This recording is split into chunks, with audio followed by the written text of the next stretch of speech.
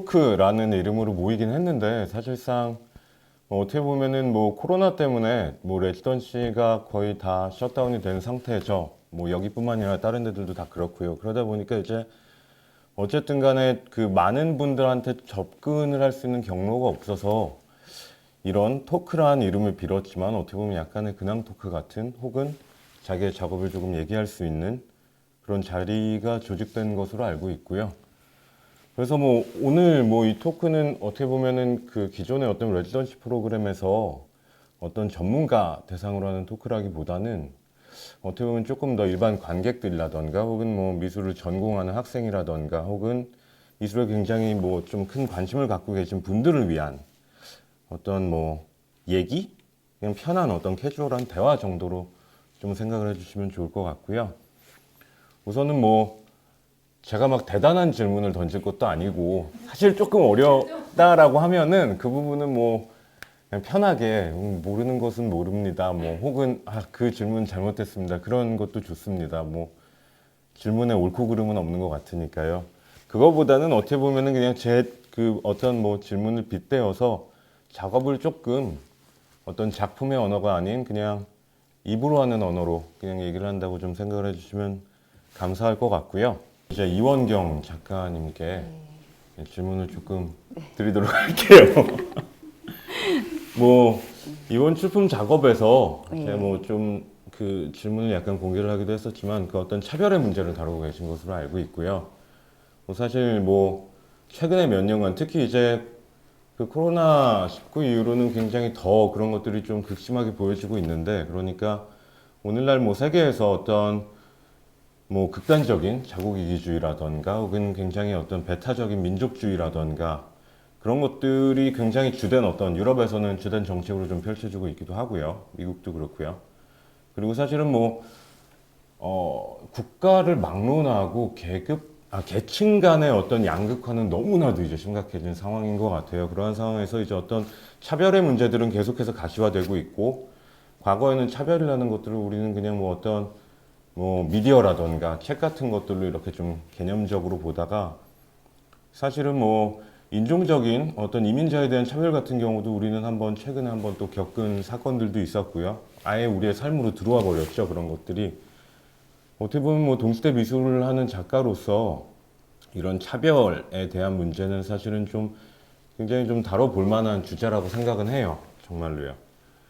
근데 하지만 또 너무나도 지금 극심한 어떤 현상이기 때문에 사실은 그걸 함부로 이렇게 다루기에는 또 굉장히 좀 섬세한 접근이 필요하고 어려운 일이라고 생각을 하거든요. 그러니까 무언가 사건이 터졌을 때 그거를 바로 즉각적으로 반응해서 무언가를 한다라는 건 사실은 굉장한 리스크 테이킹을 할 수밖에 없는 것들이고 그래서 사실은 뭐 그런 어떤 좀 오늘날에 굉장히 좀 극심한 어떤 현상들을 어떠한 식으로 바라볼 것이냐에 대한 좀 질문인 것 같아요. 사실 뭐 미술이라는 것이 어떻게 보면 어떤 솔루션을 제시하는 것보다는 오늘날의 어떤 현상 이면에 깔려 있는 어떤 발생 원인이라던가 그 구조 같은 것들에 어떻게 보면 조금 더 질문을 던지고 의문을 제기하고 혹은 그 현상 이면에 어떤 것들을 파헤치는 일이라고 생각을 하는데 그런 어떤 작가님 같은 경우에 이런 차별이라는 주제와 함께 어떠한 접근 그리고 오늘날의 그런 어떤 차별의 문제 같은 것들에서 무엇을 어떻게 바라보고자 하시는지 저는 우선 이 질문에 대한 답은 제가 좀 짧게 말씀을 드릴 수 있을 것 같은데요.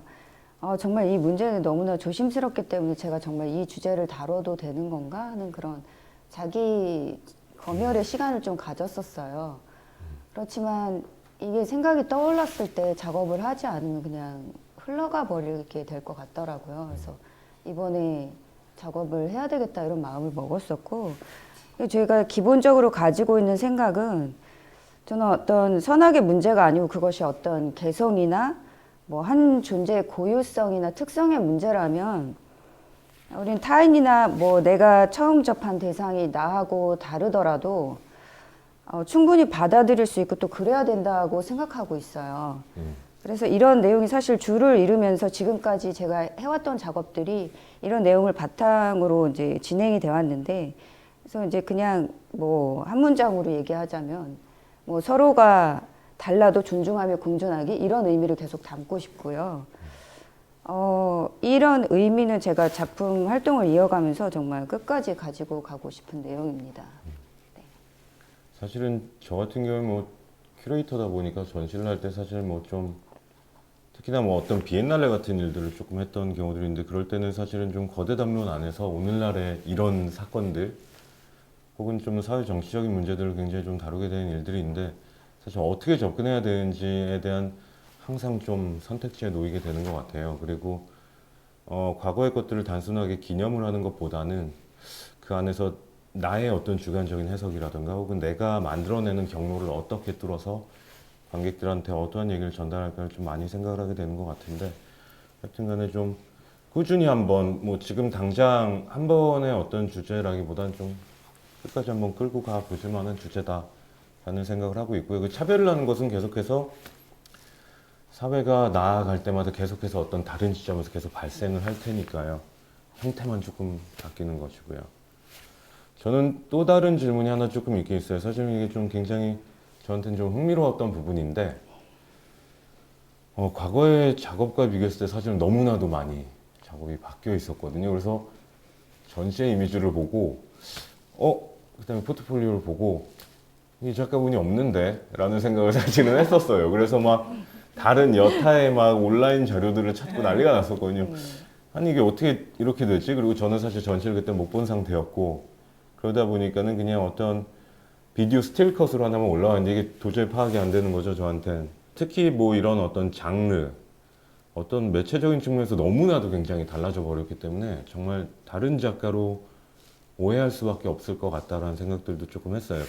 그 이전의 작업들도 사실은 굉장히 좀 재밌었거든요. 뭐 광주나 뭐 이런 데서 종종 이렇게 좀 작업을 보여주셨던 걸로 알고 있고 그 전 같은 경우에는 어떤 뜨개질의 형식으로 어떤 알루미늄 선 같은 것들을 가지고 어떤 모종의 생명체 같은 것들을 만들고 그게 어떤 큰 공간 안에 이렇게 굉장히 군집된 어떤 형태로 설치가 되고 그게 어떤 일종의 생태계를 만드는 듯 하면서 그것들끼리 되게 어떤 모종의 서사를 굉장히 만들어내고 있다는 생각을 그때는 했었어요. 그 과거의 작업들을 보면서요.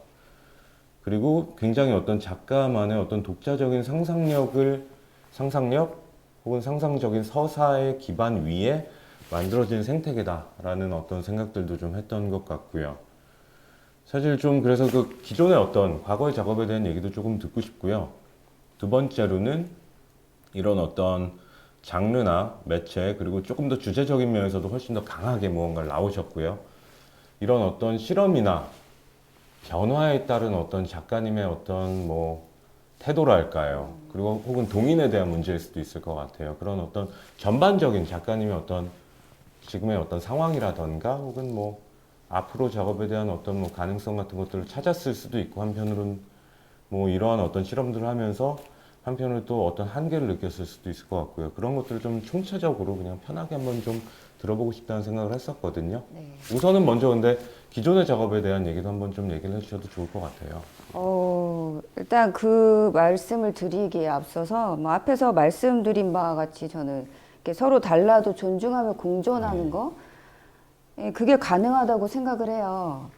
그래서 그 한 개체의 작업에서 아주 상반되거나 여러 특성들을 막 중첩하는 방식으로 작업을 진행해 왔어요. 근데 이제 이런 모든 작업은 이런 종류의 시도가 큰 의미의 맥을 이루고 있고 각각의 작업이 제작되는 그 시기에 따라서 그 시리즈 고유의 개별적인 주제가 또 있어요. 그래서 뭐 이 작품과 이 작품이 연결성이 없는 것처럼 보일 수도 있어요. 그래서 이거를 통합적으로 말한다는 게 사실은 이 짧은 시간 안에 말씀드리기는 조금 어렵고요. 그러다 보니까 이제 이번 작업에서 굉장히 되게 다른 변화가 있는 것처럼 이렇게 느껴지실 거라고 생각하는데 사실 그 큰 상위의 그 의미 레이어에서 보자면은 이게 결국에는 같은 선상에 있는 작업이거든요. 예. 그리고 이 작업을 하게 된 계기가 어떤 한 친구하고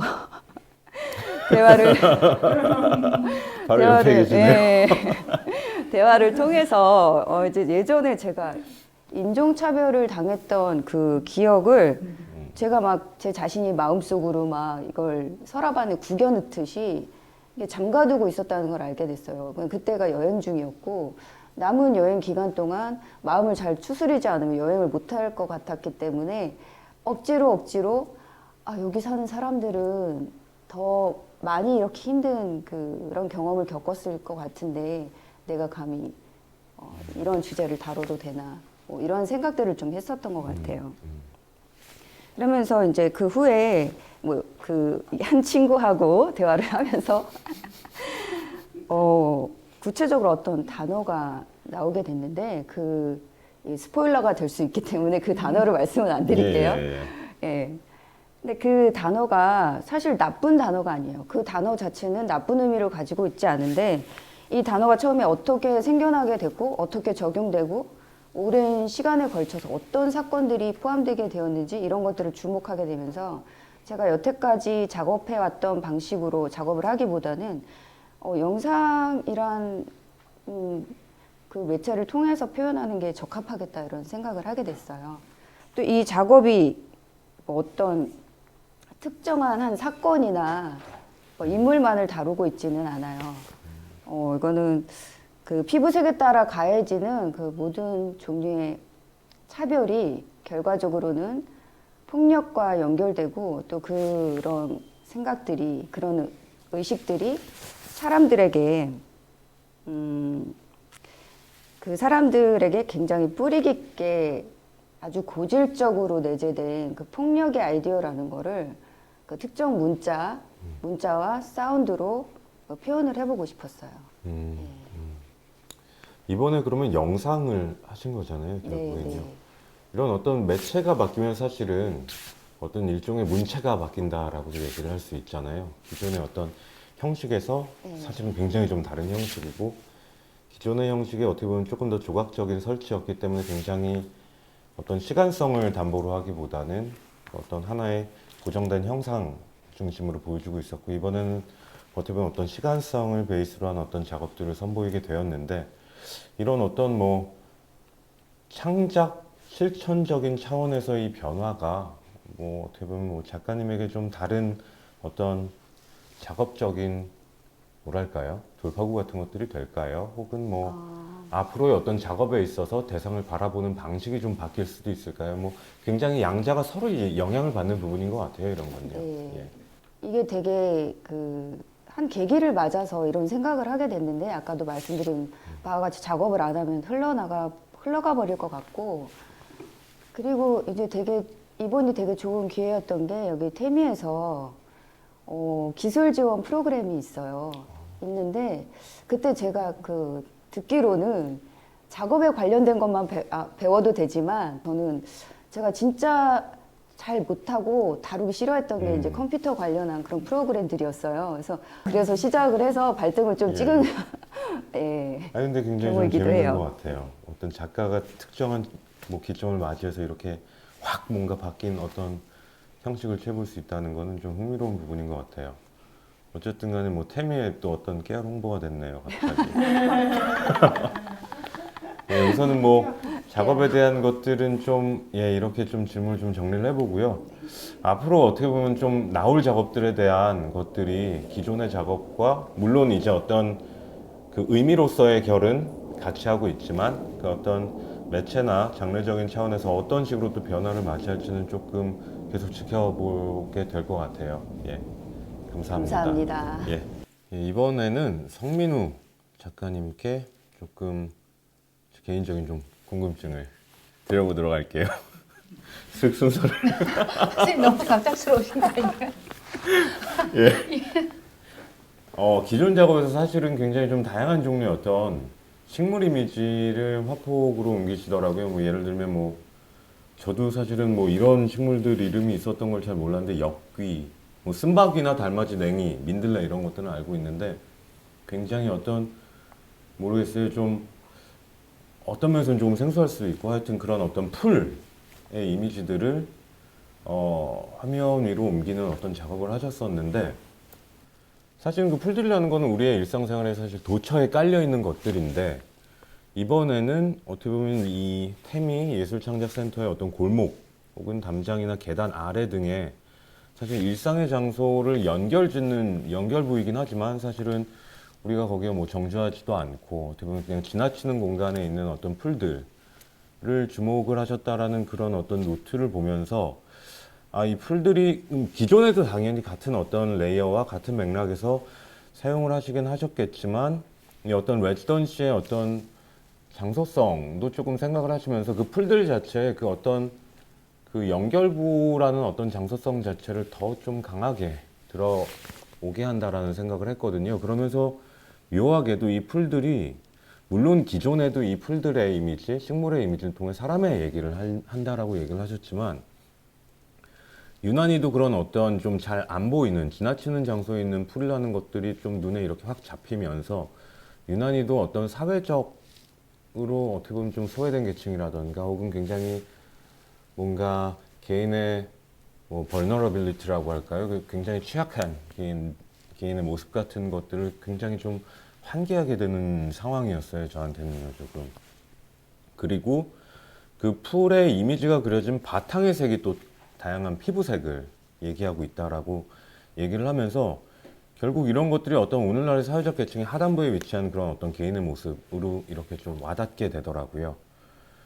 결국에는 뭐 기존의 어떤 작업들에서도 식물의 이미지를 계속해서 소환을 하셨고 그래서 어떻게 보면은 어떤 삶의 경계, 뭐 언저리에 내몰린 이들의 삶을 좀 반추하고 환기하게 한다라는 생각을 좀 했었고요.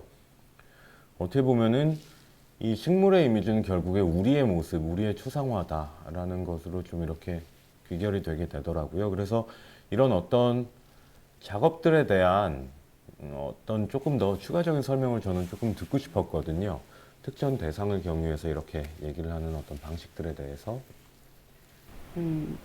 방금 선생님께서 제 작업의 어떤 소재나 주제를 잘 읽어주셔서 사실 뭐 풀이라는 것이 도처에 깔려있는 사람들, 제가 만나게 되는 관계들을 대신하는 어떤 초상의 의미로서, 포트레이트의 의미로서 사용이 되어진 것은 이전의 작업이나 지금 이번의 작업이나 동일합니다.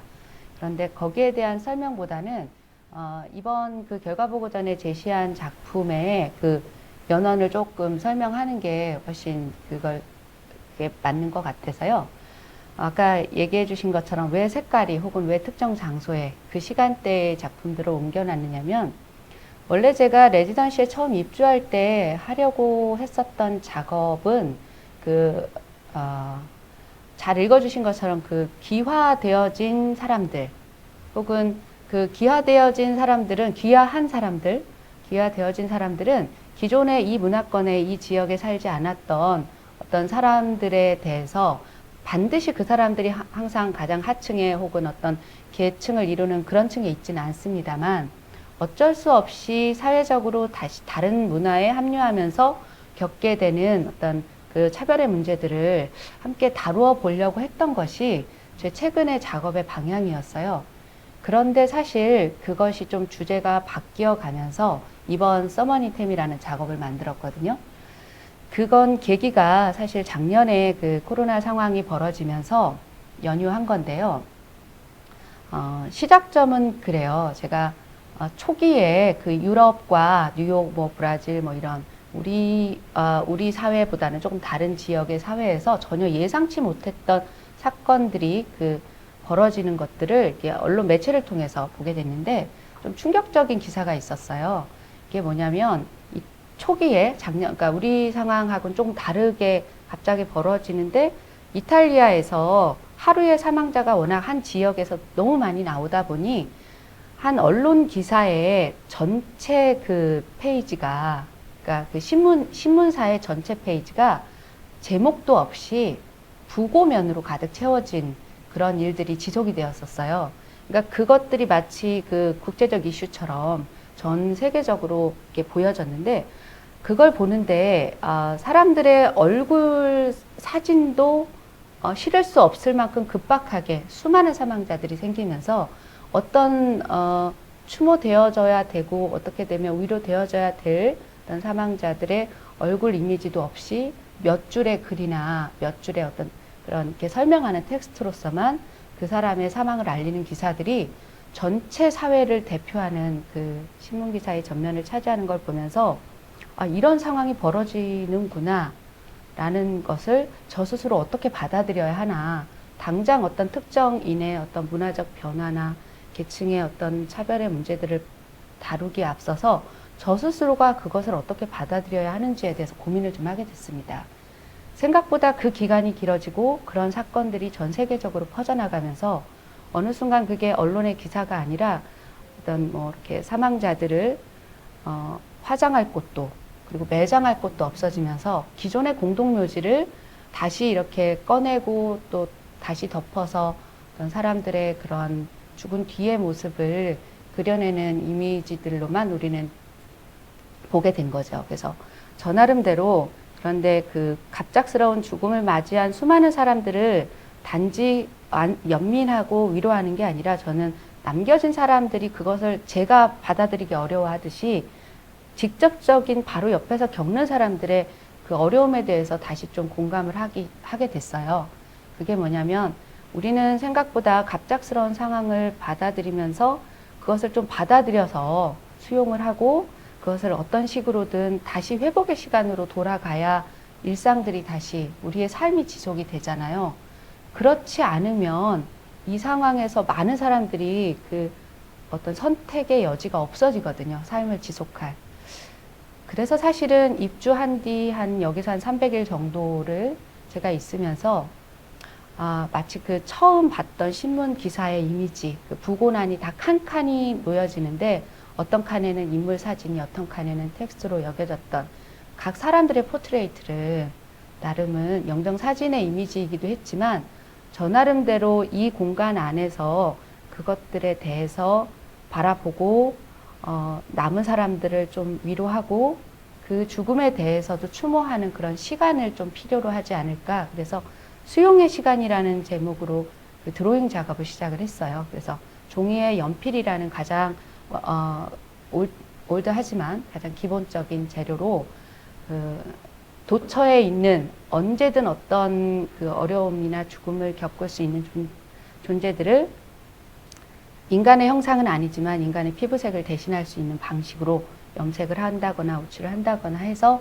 표면을 만들어서 대신하는 이미지로 그 기록을 하는 것이 제가 할 수 있는 최선의 이 시간을 지내가는 작가의 어떤 방식이었어요.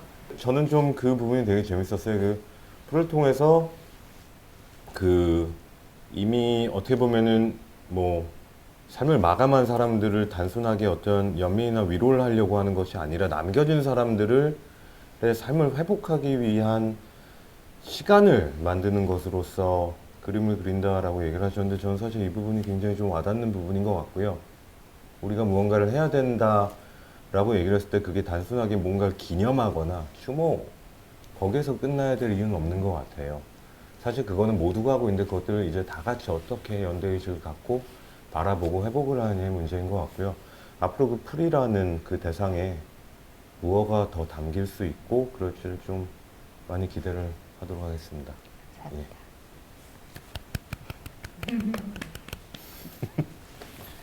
바로 다음으로 넘어갈까요? 네.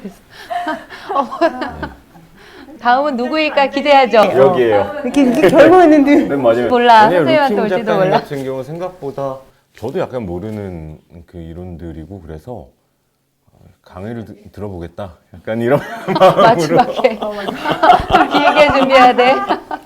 우선은 뭐, 예, 이민아 작가님 먼저, 뭐, 특히 이번 출품작 이분법과 맹목성이라는 이 작업은 이제 대전 지역에서 벌어진 1950년대 전후 민간인 학살 사건들의 좌표를 소가죽에 인두로 새긴 설치 작업으로 알고 있고요.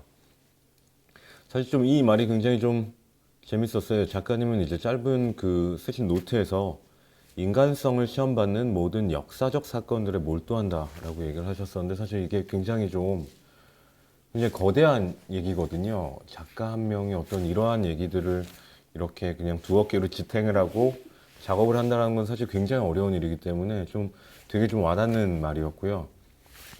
사실 또 이런 사건들에 몰두를 하다 보니까는 그 어떻게 보면 그 작가들의 오늘날 이런 어떤 정주할 수 없이 계속해서 움직여야 되는 어떤 레지던시 프로그램이라던가 그랬을 때 거기에서 어떤 리서치들을 하고 그런 사건들을 찾는 게 되게 당연한 일이라고 생각이 되기도 해요.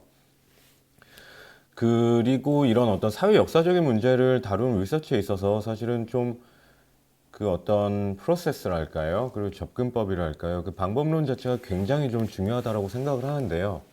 왜냐면 그 리서치한 자료들을 그리고 그 자료들을 내가 어떻게 조직을 하고 어떻게 fabricate 해야 된다라고 얘기할까요? 그거가 결국엔 어떤 작품의 형식이 되기도 하고 서사가 되기도 하니까요.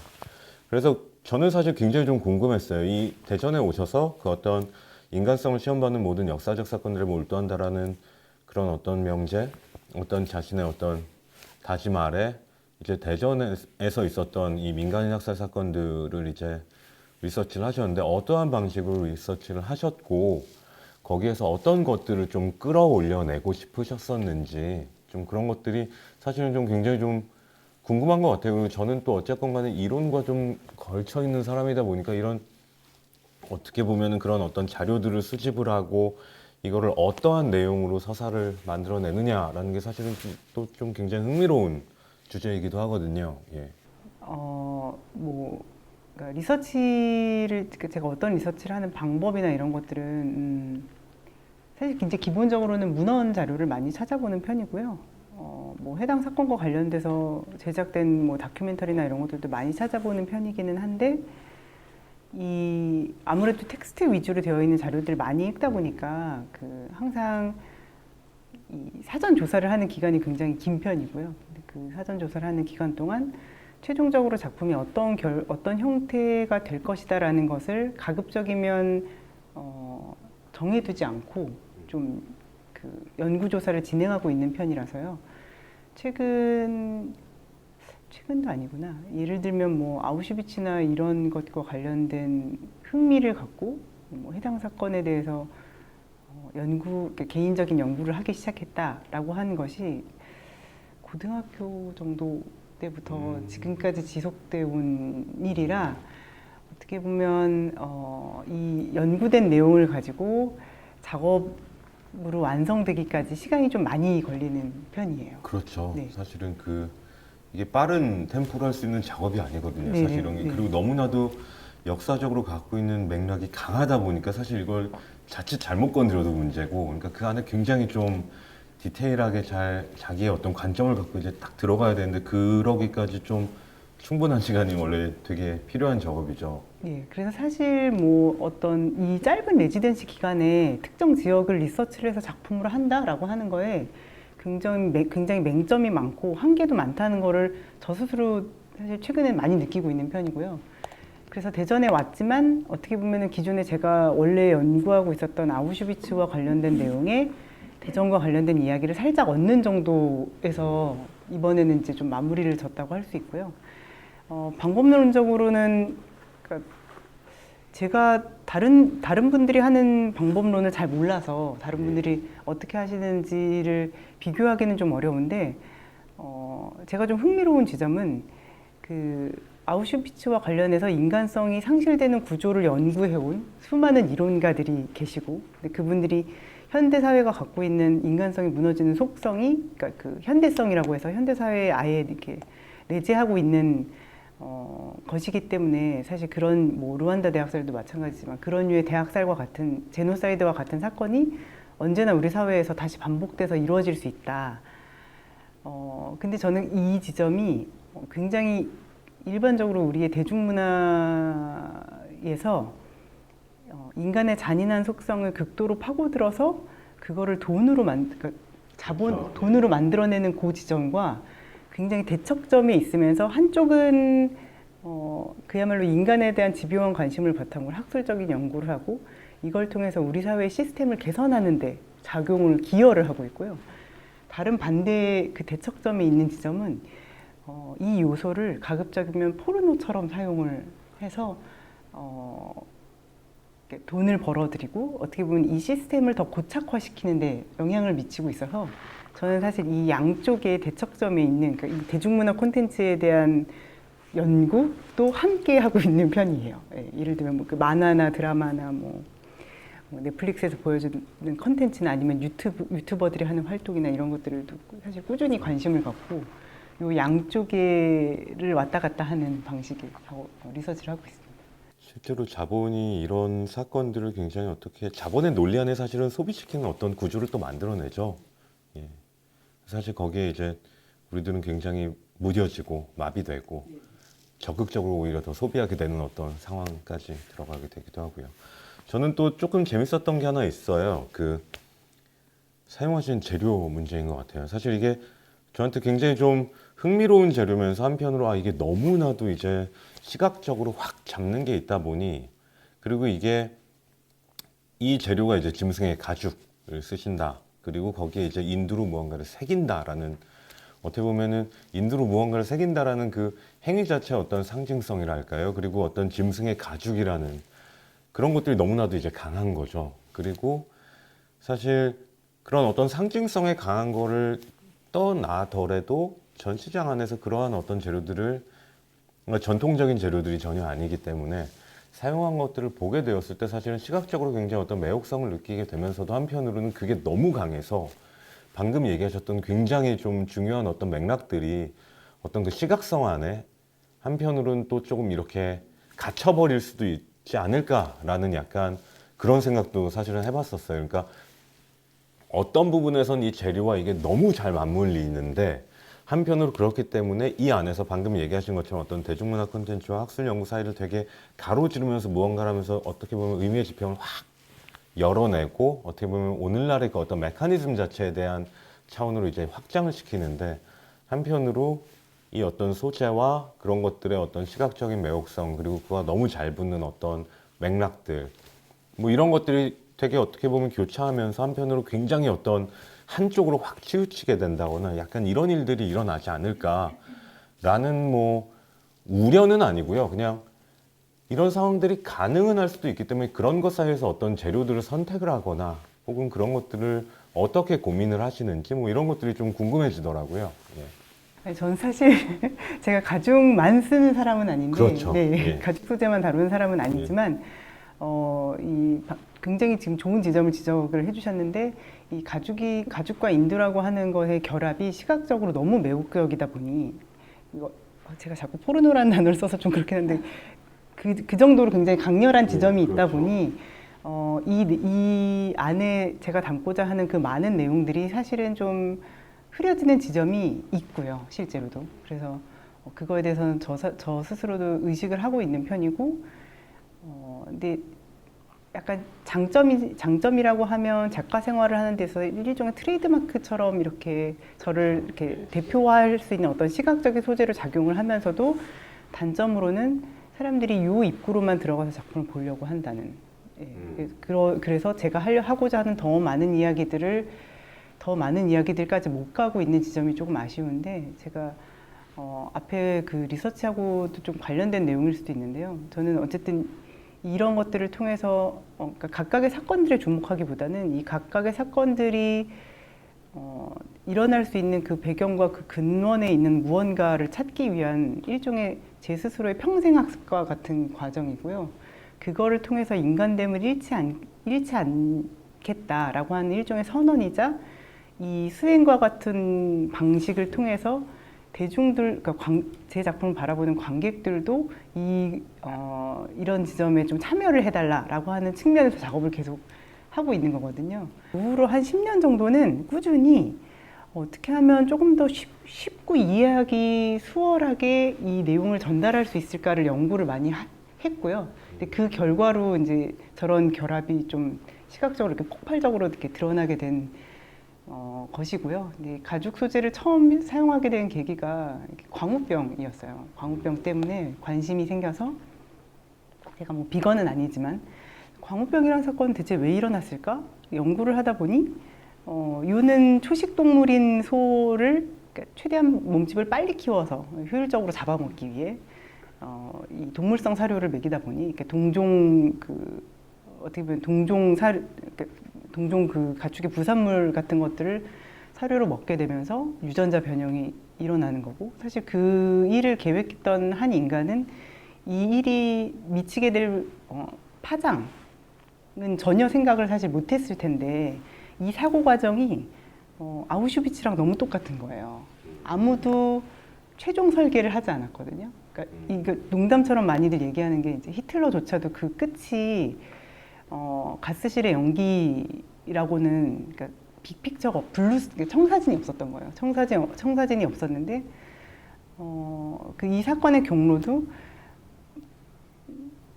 일단 독일을 깨끗하게 만들어야 되기 때문에 폴란드까지 흡수한 마당에 독일에 있는 사람들을 폴란드로 이주시키고, 폴란드에 있는 사람들을 더 동쪽에 소련 쪽으로 이주시키고 싶은데, 이제 소련이 가로막고 있으니까 이 사람들을 마다가스카르나 이렇게 아프리카 쪽으로 이주시키려고 했는데, 그것도 이제 또 다른 그 참전국들로 인해서 그 루트가 막히면서 그러면 사라져야지 라고 하는 사고의 과정인 거거든요.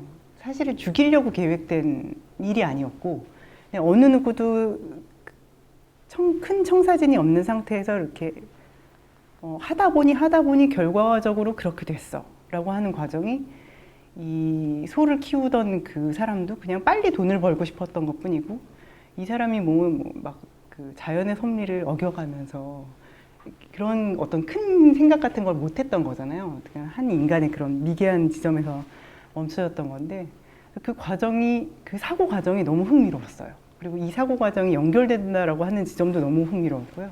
그래서 그때 광우병이 계기가 돼서 가죽 소재를 사용하게 됐고, 아직까지 저한테는 이 소재를 활용해서 조금 더 다양한 실험이 가능하지 않을까라고 생각이 돼서 이렇게 붙잡고 있는 것뿐이지, 이거를 뭐 계속 고집을 해야 되겠다 이렇게 생각하고 있는 편은 아닙니다.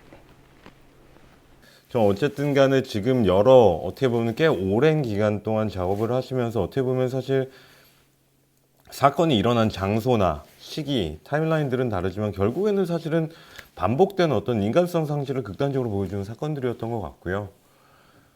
어쩌면은 계속해서 이 작업을 하시면서 아까 어떤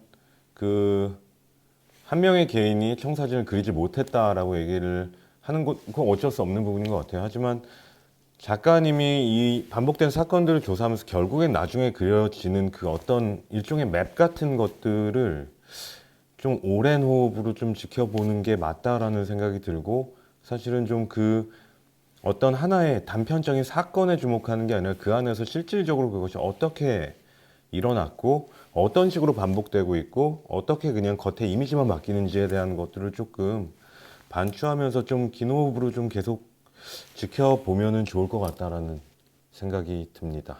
그래서 루킴 작가님한테 좀 질문을 드릴 거는, 어떻게 보면은 작가님 스스로의 어떤 해석, 그리고 그 미술로서의 해석의 근간이 되는 그 이론들에 대한 어떤 질문 혹은 추가 설명이라고 생각을 해주시면 될 것 같아요. 작가님 같은 경우는 기본적으로 굉장히 오늘날에 굉장히 중요한 어떤 이론이나 담론에 기반을 하고 계시고요. 그리고 뭐 성차별적, 인종차별적 어떤 폭력의 지점 같은 것들을 살피고 계시죠. 특히 이번 작업 같은 경우에 이제 하이드로페미니즘이라는 어떤 이론의 어떤 영향을 받으셨고, 그 안에서 도피의 개념을 어떤 물이라는 것과 이제 또 연관을 시키셔서 작업으로 3가지 어떤 물을 이제 얘기를 하시는 것으로 알고 있어요. 작업으로 그거를 이제 어떤 시각 언어 안에서 물질화 시켜버린 거죠. 처음으로 조금 궁금한 건 이 하이드로페미니즘이라는 어떤 아주 간단한 설명과 함께 그것이 어떻게 시각적인 언어로 그렇게 어떤 3가지 물로 이렇게 연결이 되고 그런 어떤 몸체? 어떤 형태를 갖게 되는지에 대한 좀 얘기를 좀 해주시면 감사할 것 같습니다. 네. 하이드로페미니즘에 대해서 일단 먼저 조금 이야기하자면은, 이제 에스트리다 네이마네스라는 이론가가 이제 발달한 이론이에요. 이게 어떻게 보면은 그냥 그 단어 자체에서도 하이드로페미니즘, 물과 페미니즘의 만남이라고 볼 수 있는데, 거기에서도 조금 특정한 그 사람의 위치가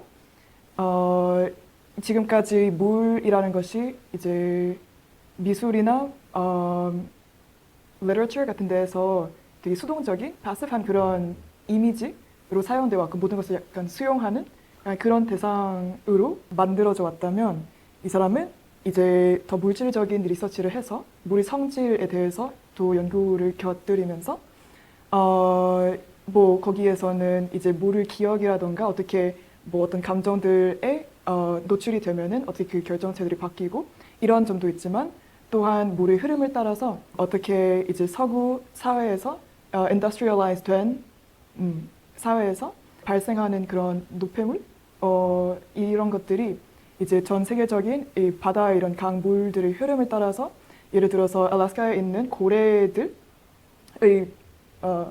지방에 축적이 되는지 그리고 어떻게 그런 산업화와 관련이 없었던 사람들이 이제 옛날부터 전통적으로 먹어왔던 그런 고래 지방에서 이 산업화의 산출물 이런 것들을 흡수하게 되고 그것이 어떻게 모유에 들어가고 아기한테도 가는지 약간 이런 강과 뭐 바다뿐만의 물들이 아니라 사실 우리도 다 안에 물이 굉장히 많잖아요. 그래서 이렇게 인간과 비인간의 물의 연결 지점들 흘러가서 결국에는 더 큰 어떤 프레임으로 정치적이거나 다른 권력의 흐름을 볼 수 있게 되는 그런 이론으로 저는 이해를 하고 있어요. 이제 도피라는 개념에 대해서도 작업을 설명을 할 때 뭐 글을 적을 때는 이렇게 맨 처음에 크게 이렇게 물과 도피의 개념을 연결하고 있습니다. 이렇게 주로 적어왔어요. 이번 개인전을 하면서도 그렇고 결과 보고전을 하면서도. 근데 이게 일단 저한테서는 그 도피라는 게 뭐 여러 지점에서 오기도 했었지만 또 프레드 모튼의 이론, 그 fugitivity라는 말의 생각이 미국의 노예 제도가 있었을 때 어떻게 노예들이 탈출하는가? 네, 이런 것에서 시작을 했지만 사실 지금을 봤을 때는 굉장히 확장적인 그런 이론이고 어떻게 현재에 들어있는 시스템이나 어떤 울타리 같은데 밖에서 이어나갈 수 있을지 뭐 이런 것에 대한 생각을 한 것 같아요. 그리고 이 작업에서는 물을 세 가지 상황에 기반해서 보고 있는데 다양한 그냥 방면들을 저도 표현하려고 했던 것 같아요. 왜냐하면 이게 세 가지로 나누어지지만 물의 특성상 이 물들은 항상 이어지게 되어 있고 이게 연결이 되는 장치 중에 하나도 이제 그 물들 중에 마포대교의 생명의 다리라는 프로젝트가 있었을 때 거기 자살률을 낮추기 위한 프로젝트였는데 그 중에 이제 난간에 많은 단어들, 많은 말들이 적혀 있고 거기에서 눈, 코, 입, 귀, 이마, 턱, 광대뼈, 눈썹이라는 말이 있었어요. 근데 저는 그걸 걷다가 갑자기 거기서 멈추게 되었고 2년 정도 전에 그것을 봤을 때부터 계속 남아 있었던 것 같아요. 그래서 어쨌거나 왜 이걸 적었을까? 이런 생각을 하는데 또 다른 사람들도 얘기할 때 굉장히 폭력적이다라고 느끼는 사람들도 있고 왜 얼굴을 막 이렇게 잘라내서 또 이렇게 폭력적이다 이렇게 받아들이는 사람들도 있고 사실 저는 처음 생각했을 때는 오케이 사랑하는 사람을 떠올리기 위한 도구인가? 약간 그런 생각이 더 많이 했었거든요. 근데 그러면서 되게 다르게 받아들일 수 있구나 이런 생각을 좀 하게 되었어요. 그래서 일단 그것을 이 전시장 안에 가지고 오게 됐던 것도 이 세 가지 말고도 이제 여러 가지 대본의 파편들로 제가 적은 글들이 이루어져 있는데요. 어쨌거나 이 물이라는 것이 뭐 수억 년 동안 이 지구상에 있어 왔던 것이고 인간을 훨씬 이전에 넘어서가지고 뭐 다른 생명체 이전에 훨씬 넘어서가지고 인간으로서 우리가 저지른 폭력들과 다른 굉장히 많은 역사들을 어쨌거나 지니고 있는 그런 물이잖아요. 그래서 제가 그것에 대해서 모든 말을 할 수 있을 거라는 생각도 안 하고요. 어쨌거나 이 8개의 조각들이 어디에서 시작하고 어디에서 끝난다는 것은 표현하려고 하지 않았어요. 다들 일부분일 뿐이고 그리고 사실 그 일부분으로서 약간 잘하게 하고 싶은 마음이 있었다고 할까요? 왜냐하면 이제 그 무대들이라고 하지만 사실 무대들도 설치를 제가 만든 과정에서 완벽한 무대를 만들려고 하지 않았어요. 다들 뭔가 무대 치마가 조금 있고 얘는 약간 엉성하게 되어 있고 이런 어떻게 보면 이 조각들도 무대가 되는 과정에 있는 다른 시점에 있는 그런 것들을 표현하고 싶었기 때문에 파편화되어 있고 이게 어떻게 보면은 이어지게 되어 있지만 또는 어느 시점에서는 이어졌었지만 그 파편들 자체로서 어떻게 이 차이점들을 그냥 가지고 가면서 이 공간에 같이 있게 할 수 있을까? 약간 이런 생각을 좀 하면서 작업했어요. 방금 하셨던 얘기가 그다음 질문으로 좀 넘어갈 수 있는 것 같아요. 그러니까 사실 어떻게 보면 하나의 무대라고 했지만 그것이 계속 완성됐다기보다는 어떻게 보면 계속해서 자라나는 어떻게 보면은 하나의 그냥 장면 같은 거죠. 그 다음 장면들을 기다리는 바로 전 장면 같은 것이기도 하고 지금의 장면이 그 다음 장면을 계속해서 뭔가 만들어내는 어떤 일종의 장치 같은 것으로서의 어떤 무대 같다라는 생각도 좀 들고요. 작가님께서 어떤 작가 노트의 그 관객으로서의 위치를 넘어서서 작품의 참여자가 되어 이미 자신이 얽혀있는 지배적 논리에 대한 정치적인 인식을 일으킬 수 있는 시공간을 만든다라고 얘기를 한 그 노트를 봤어요. 사실 굉장히 좀 인상적인 말이었고요. 사실 저도 항상 뭐 이제 전시를 만들다 보니까 전시 안에서 관객을 단순히 작품을 보여주는 것이 아니라 일종의 전시는 되게 비선형적인 서사를 만들어내는 직조하는 어떤 일이라고 생각을 하고 그 안에서 관객이 어떻게 인식 체계를 바꿔 놓아서 그들의 위상을 다시 재정립을 할 것인가 그렇게 해서 일종의 주체성을 획득할 수 있지 않을까 뭐 이런 생각들 하면서 항상 전시를 좀 만들곤 하는데 약간 하셨던 말 같은 게 제가 생각하던 것과 좀 이렇게 또 연결되는 부분이 있어서 조금 재밌던 부분도 있고요. 그렇기 때문에 사실 전시에는 굉장히 좀 많은 어떤 관객한테 어떤 주체적인 인식을 이렇게 촉발시키고 관객이 보다 어떤 능동적인 어떤 경험? 참여와 개입이라고까지 얘기를 안 하더라도 어떤 능동적인 경험을 할 수 있도록 그래서 어떤 그 위상 자체를 되게 수동적인 것에서 조금 더 주체적이고 능동적인 단계로 이렇게 올릴 수 있는 되게 많은 어떤 장치들이 가능하다고 생각을 해요. 그리고 아까 얘기하셨던 그게 아마 어떻게 보면은 어떤 조각이나 그런 것들도 하나의 파편일 뿐이다 라고 얘기를 했는데 과거에 옛날에 어떤 비평가도 그런 얘기를 했죠. 이제 어떤 미니멀 조각 같은 것들을 보면서 뭐 이제 이건 하나의 어떤 완성된 서사라기보다는 파편화된 이미지들인 것이고 이것들을 어떻게 조직을 해야 되느냐의 문제이다 뭐 이런 얘기들을 한 적이 있는데 마치 뭐 좀 그런 어떤 무대를 만드신다라는 생각이 좀 들었어요. 그래가지고 그리고 전시 안에는 굉장히 좀 다양한 요소들이 있더라고요. 사운드도 있고 퍼포먼스도 있고 어떤 대본의 형식들도 있고 조각의 형식도 있고 거기에 어떤 조명 심지어 아카이브에 대한 얘기까지 하셨었는데 어떤 노트를 보니까 근데 그 아카이브라는 것 자체도 사실은 원래 그렇게 주어진 것이 아니라 그것을 어떻게 패브리케이트 하냐에 따라서 이제 그 다음 근미래를 우리가 상상할 수 있는 어떤 시발점이 되는 거니까요. 사실 그래서 이런 어떤 다양한 장치들에 대해서 전시를 만드시거나 작업을 하실 때 어떤 식으로 고민을 하시는지가 사실은 굉장히 좀 궁금한 부분이더라고요. 예전에 했던 작업 조금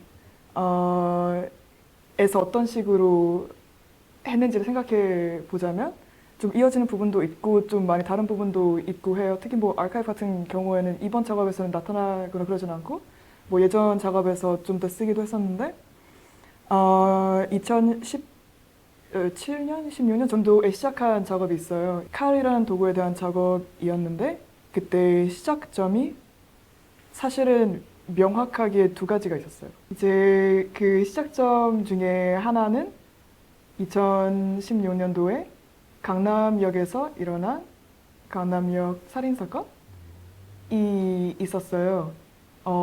그때 많은 사람들이 아시겠지만, 네, 사용했던 도구가 식칼이었고, 그 살인 모티브에 있어서는 어떤 사람이 자기와 다른 성별에 대한 두려움 같은 것을 이제 살인으로 이어가는 그런 상황이었잖아요. 그 상황이 있었고, 또 다른 한편으로는 그때 이제 Scum Manifesto라고 Valerie Solanes가 적은 매니페스토가 있는데 그것을 프랑스어 번역본을 제가 읽으려고 책을 보니까 거기 서문에 크리스찬 러시파라는 사람의 The Definition of the Oppressed라는 글이 있었어요. 진짜 한 1페이지 정도 되는 글이었는데 억압받은 자들의 정의라고 번역할 수 있을 것 같아요. 뭐 어떻게 보면은 a call to action, 뭐 행동하라, 약간 이런 글이었는데 거기에서 사용하는 것 중에 하나가 자신이 억압받는 자라고 정의를 한다면 유일하게 사용할 수 있는 의사소통의 도구가 칼이다. 이렇게 이야기하는 거였어요. 왜냐하면 억압하는 자에게는 모든 소리가 그냥 noise, 뭐 말로 안 들리고 그냥 뭐 잡음 이렇게 들린다 이렇게 말하고 사실 뭔가를 전달하려면은 칼을 사용해야 된다. 이런 말이 있었어요. 그래서 그 두 가지 상황이 약간 겹쳐지면서 오케이. 그러면은 나는 칼을 사용하고 싶은데 칼은 동시에 너무나도 끔찍한 이런 상황을 만들어내고 그 지점에서 저는 어떻게 이것을 둘 다 이해할 것인가? 이런 생각에서 시작을 한 작업이었어요. 그래가지고 일단 여러 가지 단계가 있었는데 이 작업은 특히 좀 뭐 그냥 2년 정도 계속 작업을 해왔던 이렇게 진행했던 그런 작업인데 일단 맨 첫 번째 중에서는 그 칼에 대한 형태적 연구가 있었어요. 네, 뭐 다른 면에서는 이제 그 프랑스에 있었기 때문에 쿠토라는 말이 칼이라는 말인데 그게 칼뿐만이 아니라 예를 들어서 뭐 스키를 신을 때 사용하는 어떤 장치 이런 것도 쿠토가 되고 뭐 그 키 조개 이것도 이름이 쿠토예요. 그래서 어쨌거나 여러 가지 이런 모습들이 있는 것을 찾아봤었고 또한 이제 형태로 만들어냈을 때 사용할 수 없는 칼들을 만들어냈었어요. 예를 들어서 뭐 종이 박스 같은 걸로 만들어져 있거나 너무나도 크지만 뭉툭하거나 이런 식을 그리고 그 중에 또 이제 칼 코스튬 같은 것을 만들어서 딱 보기에는 그냥 칼같이 생겼지만 자세히 보면 밑에 발이 있는 게 안에 사람이 들어 있지만 어쨌든 행동하지는 않고 그런 면에서 이게 퍼포머티브한 요소들이 있지만 이게 존재한다는 것에서 그냥 이렇게 사람들이 볼 때 느낄 수 있는 것이 무엇일까? 이런 것을 조금 생각을 하면서 작업을 했었어요. 그리고 또 그 작업을 이어나가면서 플립북이라는 게 있잖아요. 그러니까 이렇게 차르르르 하면은 막 여기에 조그마한 그림이 있는 게 막 잘 보이고 이런 거. 그런 거를 만들었었어요. 제가 제 자신이 영상을 찍었는데 칼이 저희 애인이라고 생각했었어요.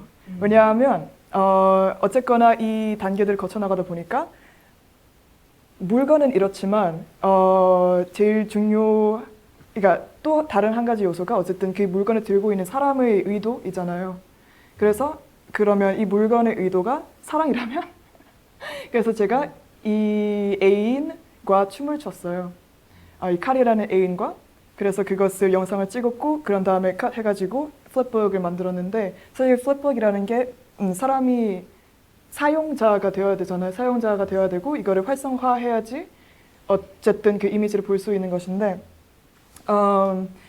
또 다른 하나는 작년에 이제 한국에 처음 와가지고 클레이 아크 미술관 이제 김해 지역에서 입주를 해 있었는데요.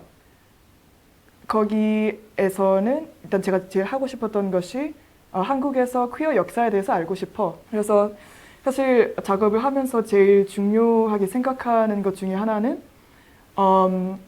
딱히 뭐 관객의 참여 이런 것보다 어떻게 관객을 또는 다른 사람들, 저 이외의 사람들을 이 작업에 얽히게 만들 수 있는가인 것 같아요.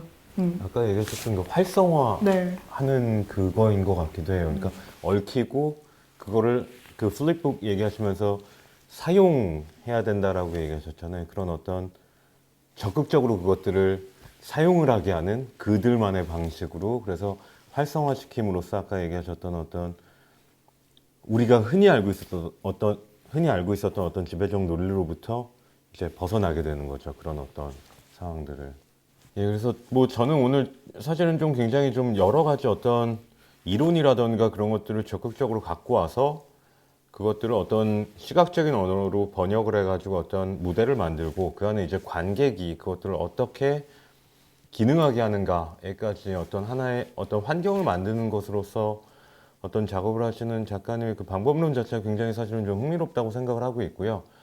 어떻게 보면은 그 이론을 그대로 재현하는 것이 아니라 어떤 시각적인 언어로 결국엔 물질화시키곤 하시는데 그 어떤 이론들, 그 이론들이 어떠한 관점을 가지고 계속해서 좀 이렇게 뭐랄까요? 진화라는 표현은 맞지 않는 것 같고요. 계속해서 어떤 깊이 혹은 어떤 맥락들을 계속해서 확장시켜 나갈지를 조금 계속 즐겁게 좀 볼 수 있을 것 같다는 생각이 듭니다. 예. 감사합니다. 감사합니다. 수고하셨습니다. 고생하셨습니다. 저도 한 5분만.